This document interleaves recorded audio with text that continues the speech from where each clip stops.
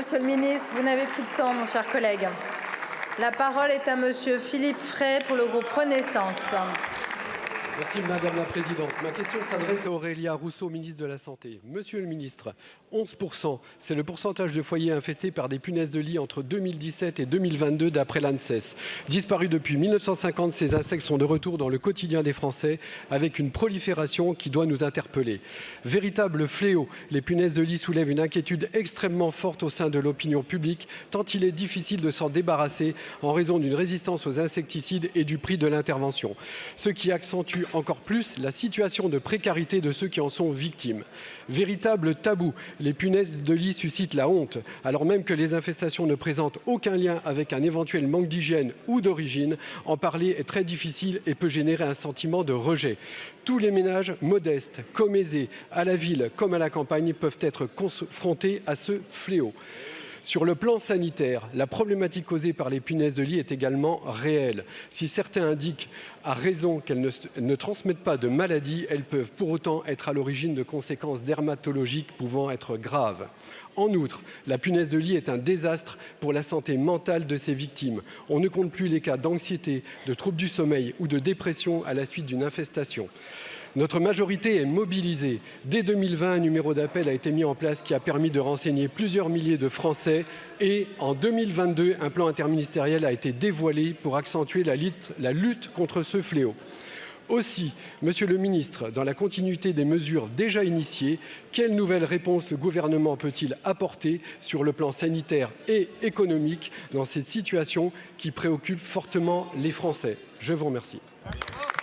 Je vous remercie, mon cher collègue. La parole est à Monsieur Aurélien Rousseau, ministre de la Santé et de la Prévention. Madame la Présidente, Mesdames et Messieurs les députés, Monsieur le député, comme la Première ministre l'a dit tout à l'heure et comme votre question le sous-tend, oui, être infesté par des punaises de lit est un calvaire quotidien et les Français, de plus en plus nombreux, le vivent. Je dois dire aussi que c'est une réalité que l'on croise dans de très nombreux pays et notamment c'est une des conséquences sans aucun doute aujourd'hui du réchauffement climatique. Alors notre responsabilité, elle est de 5 ordres et le gouvernement la met en œuvre.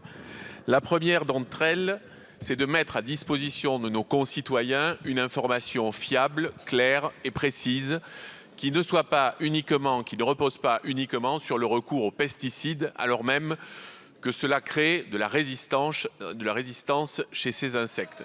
Notre deuxième responsabilité, Monsieur le député, c'est en effet de poursuivre la recherche sur ces nuisibles et l'ANSES est largement mobilisée pour savoir quels traitements sont les plus à même d'y répondre.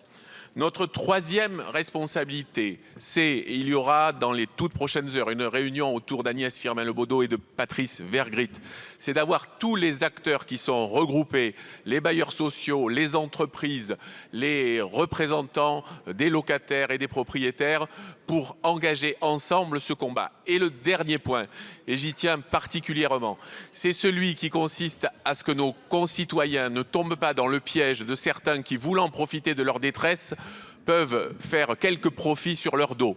Donc oui, vous trouverez, et nos concitoyens trouveront sur le site du gouvernement, une liste de 480 entreprises qui sont référencées et nous allons conduire avec les équipes du ministère de l'économie et la mobilisation de la DGCCRF une action très résolue pour qu'il n'y ait pas des voyous, pour dire le mot, qui profitent de la détresse de nos concitoyens. Merci.